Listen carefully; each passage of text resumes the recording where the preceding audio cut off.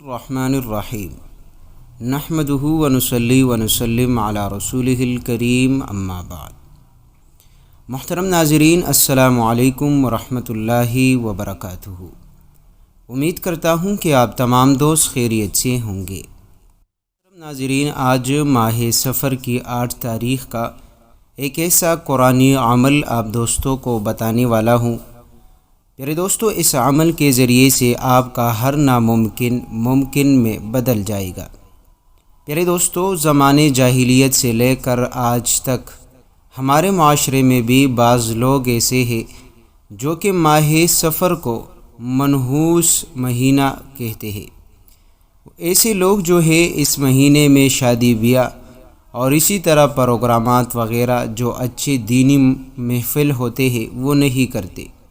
زیادہ تر لوگ جو ہے اس مہینے میں شادی یا رشتہ نکاح وغیرہ نہیں کرتے، کیونکہ زمانے جاہلیت سے لے کر آج تک ان لوگوں کے ذہن میں یہ بات جو ہے بیٹھ گئی ہے کہ یہ مہینہ معاذ اللہ منحوس ہے، حالانکہ کوئی بھی ایسا مہینہ جو ہے وہ منحوس نہیں۔ سارے کے سارے مہینے رب تعالیٰ کی طرف سے ہے، اور پیارے دوستو، یہ مہینہ بھی خاص طور پر بڑا ہی بابرکت مہینہ ہے۔ محترم ناظرین، یہ بھی اسلامی مہینوں کا دوسرا مہینہ ہے، اور اس مہینے کے 8 تاریخ کا ایک ایسا عمل، ایک ایسا شاندار تسبیح آپ دوستوں کو دینے لگا ہوں۔ پیارے دوستو، آج کل کے دور میں چھوٹے بچے سے لے کر ہر شخص کی خواہش یہ ہوتی ہے کہ میں کامیاب ہو جاؤں۔ ہر بندے کی خواہش یہ ہوتی ہے کہ میرا کاروبار کامیاب ہو، میں جہاں بھی جاؤں کامیابی کے ساتھ لوٹ آؤں۔ باہر ممالک جانا ہو تب بھی کامیابی کی سوچ ہوتی ہے، کاروبار شروع کرنا ہو تب بھی کامیابی کی سوچ ہوتی ہے، یا اسکول وغیرہ میں ایڈمیشن کا مسئلہ ہو تب بھی کامیابی کی سوچ ہوتی ہے۔ تو ناظرین، ہر بندے کی یہ سوچ ہوتی ہے کہ رب تعالیٰ اس کو کامیاب کرے، دنیا کے جس جہاں میں جہاں وہ جائے وہ کامیابی کے ساتھ لوٹ کر آئے۔ تو محترم دوستو، آج ایک ایسا عمل آپ دوستوں کو دینے لگا ہوں۔ اگر آپ بھی ماہ سفر کے 8 تاریخ کو اس عمل کی تسبیح پر لے، یقین مانیے رب تعالیٰ آپ کو ایسی کامیابی عطا کرے گا کہ آپ کے گھر والے، آپ کے خاندان، آپ کے محلے والے بھی دیکھ کر حیران رہ جائیں گے۔ محترم ناظرین، ایک ایسی تسبیح ہے جو آپ کو زندگی کے ہر موڑ پر قدم بقدم کامیابی عطا کرے گا، کیونکہ ہر انسان کی سوچ کامیابی کی حد تک ہوتی ہے، مال اور دولت کی سوچ تک ہوتی ہے۔ ہر بندہ چاہتا ہے کہ اس کے پاس مال اور دولت ہو، اچھا خاصا گھر ہو، کاروبار ہو، بزنس ہو، رزق کی فراوانی ہو، رزق کی فراخی ہو، ہر وہ چیز جو انسان کی ضرورت ہو، ہر بندہ چاہتا ہے کہ آسانی کے ساتھ اور زیادہ سے زیادہ اس بندے کو مل جائے۔ محترم ناظرین، آپ نے اپنے علاقے، اپنے دوستوں، اپنے بھائیوں میں یہ بات ضرور سنا ہوگا کہ ہر انسان اس سوچ میں پڑا ہے کہ میرے پاس مال اور دولت کہاں سے آئے، میرے پاس مال اور دولت کی زیادتی ہو، میرے رزق میں اضافہ ہو، میرے اولاد، میرے بچے کامیاب ہو، ہمارے گھر والے ہر قسم کے جو ہے نظر بد، جادو وغیرہ ہر قسم کی بیماریوں سے، مصائب سے، آفتوں سے محفوظ رہے۔ تو محترم دوستو، آج ایک ایسا عمل آپ دوستوں کو بتانے والا ہوں جس کے کرنے کے بعد انشاءاللہ رب تعالیٰ آپ کے سر سے لے کر آپ کے پاؤں تک آپ کی تقدیر کو بدل کر رکھ دے گا۔ اگر آج تک آپ کے ہاں جو ہے مال اور دولت کی پریشانی تھی، آپ کے گھر میں مالی پریشانی، مالی تنگی تھی، انشاءاللہ ختم ہو جائے گی۔ اگر آج تک جو ہے آپ کی رزق کی فراوانی کی کوشش کرتے کرتے تک چکے ہیں، آپ کے پاس اتنا رزق آتا ہے کہ ایک وقت کا گزارا ہو جاتا ہے، دوسرے وقت کے لیے آپ پریشان رہتے ہیں، تو آج کی یہ وظیفہ آپ ضرور آزما لیجئے۔ انشاءاللہ اتنا رزق رب کریم عطا کرے گا جو آپ کے سوچ میں بھی نہ ہوگا۔ پیارے دوستو، آج ایک ایسا عمل بتانے والا ہوں جو آپ کی زندگی کے ہر ناممکن کو ممکن میں بدل دے گا۔ محترم ناظرین، یہ ممکن، ناممکن، مشکل، پریشانی، فلاں کام جو ہے نہیں ہو سکتا، فلاں کام میرے بس میں نہیں، فلاں شخص میرے ساتھ مدد نہیں کرتا، یہ مخلوق کی عادت ہے، طریقہ ہے۔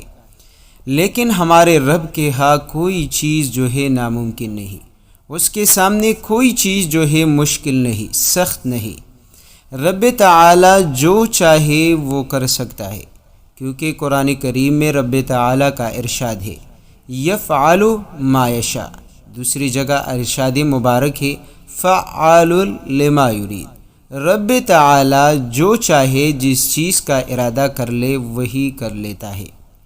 تو محترم دوستو، آج آپ اپنے رب پر مکمل بھروسہ رکھتے ہوئے جو ہے آپ اس وظیفے کو پڑھ لیں۔ انشاءاللہ آپ اپنے ہر کام کو بنتا ہوا، اپنے ہر کام میں کامیابی دیکھتے ہوا جو ہے آپ پالو گے۔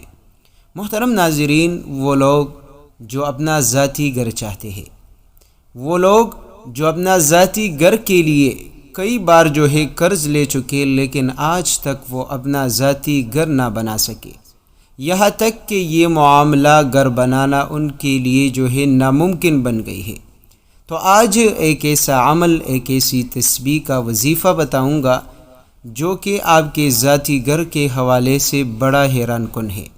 انشاءاللہ اس عمل کے ذریعے سے رب تعالی آپ کو ذاتی گھر کا مالک بنا دے گا۔ بس آپ نے کرنا کیا ہے، آپ نے اس تسبیح کو مسلسل تا حصول مقصد ضرور پڑھنا ہے، کیونکہ عام طور پر دیکھا جاتا ہے کہ بندہ 2-3 دن وظیفہ کرتا ہے، پھر وہ کہتا ہے کہ یہ وظیفہ کام نہیں کرتا۔ پیارے دوستو، ایسی کوئی بات نہیں، ہر وظیفہ اپنا اثر دکھاتی ہے، لیکن تب دکھاتی ہے جب بندہ کامل یقین کے ساتھ اور اس نیت اور عزم کے ساتھ پڑھ لیتا ہے کہ جب تک میرا یہ کام نہ ہوگا میں اس وظیفے کو کبھی نہیں چھوڑوں گا۔ محترم ناظرین، جب آپ کا یقین اس حد تک مضبوط بن جائے تو آپ جو بھی وظیفہ پڑھو گے انشاءاللہ وہ آپ کی زندگی میں کامیابیاں لے کر آئے گا۔ آپ کا ہر وظیفہ انشاءاللہ جو ہے وہ مؤثر بنے گا۔ اب کون سا وظیفہ آپ نے پڑھنا ہے؟ محترم دوستو، ایک وظیفہ ہے قرآن کریم کی ایک سورت کا، جس کو کہا جاتا ہے سورۃ الکوثر۔ پیارے دوستو، سورۃ الکوثر قرآن کریم کی ایک چھوٹی سی سورت ہے جو کہ 3 آیتوں پر مشتمل سورت ہے، اور یہ سورت اتنا بابرکت اور فضیلت والی سورت ہے جس میں رسول اللہ صلی اللہ علیہ وسلم کو رب تعالی نے تسلی دی ہے، کیونکہ جب رسول اللہ صلی اللہ علیہ وسلم کی نرینہ اولاد وفات پا گئے تو لوگوں نے رسول اللہ صلی اللہ علیہ وسلم کو طعنہ دینا شروع کیا، اور وہ اس لفظ ابتر کے نام سے جو ہے رسول اللہ صلی اللہ علیہ وسلم کے حوالے سے پکارتے تھے۔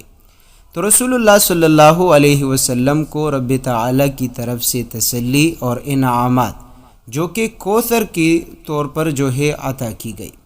اسی طرح رب تعالی نے دوسری ارشاد جو فرمائی ہے کہ آپ نماز پڑھیے رب تعالی کے لیے، کیونکہ نماز ایک ایسی عبادت ہے جس سے رب تعالی کی قرب حاصل ہوتی ہے۔ پیارے دوستو، جو بندہ نماز، عبادات، ذکر اللہ کی کثرت کرتا ہے وہ بندہ رب تعالی کا محبوب بندہ بن جاتا ہے۔ بس آپ نے کرنا کیا ہے، آپ نے اس تسبیح کو پڑھنی ہے، سورۃ الکوثر کو آپ نے پڑھنی ہے۔ آپ جس مقصد کے لیے اس کو پڑھنا چاہے آسانی کے ساتھ آپ پڑھ سکتے ہیں۔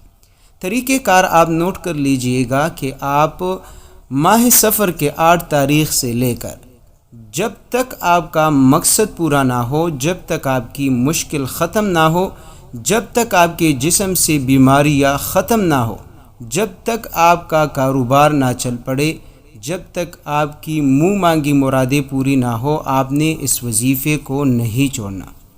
محترم دوستو، طریقہ کار یہ ہے کہ سب سے پہلے آپ نے 3 مرتبہ درود پاک پڑھنی ہے۔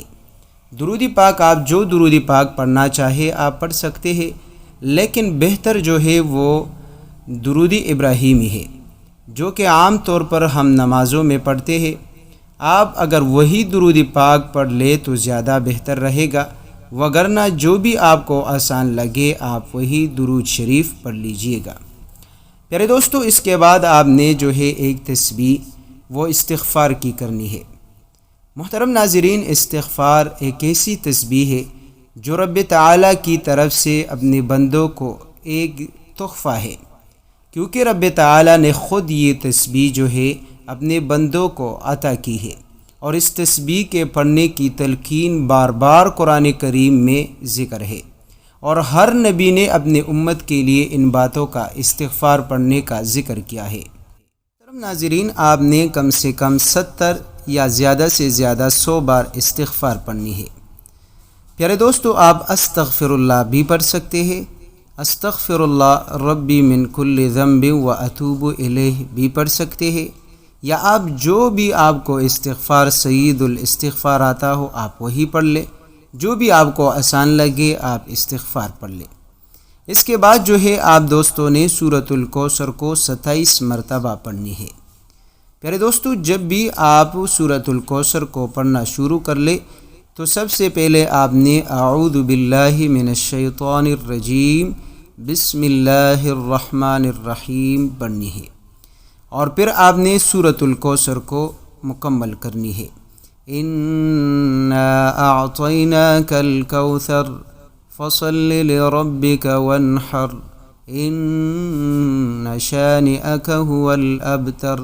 اسی طرح آپ دوستوں نے 27 مرتبہ سورۃ الکوثر کو مکمل کرنی ہے۔ پیارے دوستو، اس کے بعد جو تسبیح آپ نے پڑھنی ہے وہ تسبیح ایسی تسبیح ہے جو آپ کے ناممکن کو ممکن میں بدل دے، جو آپ کی اندھیری راتوں کو روشنی میں بدل دے، جو آپ کے غموں اور پریشانیوں کو خوشی اور آرام اور سکون میں بدل دے، جو آپ کی غربت کو، تنگ دستی کو، فقر اور فاقوں کو امیری میں بدل دے۔ محترم ناظرین، وہ تسبیح جو کہ بزرگان دین سے منقول چلا آ رہا ہے، اور وہ تسبیح یہ ہے: یا بدیع العجائب بالخیر یا بدیع، یا بدیع العجائب بالخیر یا بدیع۔ پیارے دوستو، آپ نے اس تسبیح کو 129 مرتبہ پڑھنی ہے۔ دوبارہ آپ سن لیجئے گا، 3 مرتبہ درود پاک، 70 یا ایک تسبیح یعنی 100 بار آپ استغفر اللہ پڑھ لیں، اور اس کے بعد 27 مرتبہ سورۃ الکوثر، اور اس کے بعد جو ہے 129 بار یا بدیع العجائب بالخیر یا بدیع۔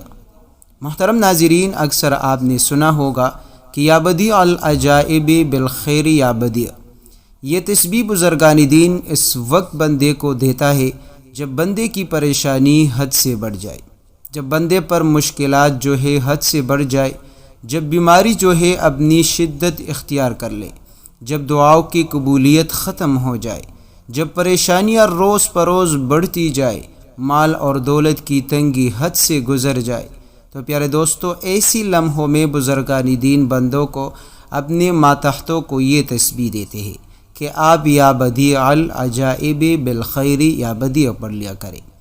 تو محترم ناظرین، جب آپ اس طریقے سے یہ تسبیح پڑھ لیں، آخر میں آپ نے 3 مرتبہ جو ہے آپ نے درود پاک پڑھنی ہے، اور آخر میں آپ نے دعا ضرور مانگنی ہے۔